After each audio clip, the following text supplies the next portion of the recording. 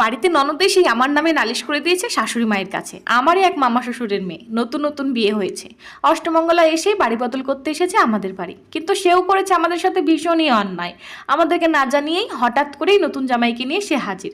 প্রথমে তো আমরা হতবাক হয়ে যাই, নতুন জামাইকে কি করে আদর সম্মান করবো ভেবেই মাথা খারাপ। শাশুড়ি মা তো ব্যস্ত হয়ে গেছেন, একবার এ ঘর যাচ্ছেন একবার ও ঘর যাচ্ছেন, কিন্তু কিছুই বুঝে উঠতে পারছেন না কি করবেন।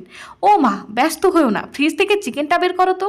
মা বলে, নতুন জামাই প্রথমবারের জন্য এসেছে, চিকেন দিয়ে কি আর খেতে দেওয়া যায়? তুমি অত টেনশন করো না, এমন রান্না করবো তো তোমার জামাই টেরই পাবে না চিকেন দিয়ে ভাত খাচ্ছে নাকি মাটন দিয়ে। আর যা গাছপাতা রান্না করার মানে শাকসবজি, তুমি সাইডে করে নাও।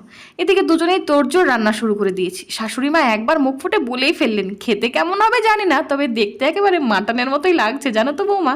খেতে বসেই ননদ তো ভীষণ রেগে চিৎকার, ও পিসি, তোমার বৌমা কি জানে না আমি ছোট থেকেই মাটন খাই না? ননদের নালিশ শুনে সবার সে কি হাসি।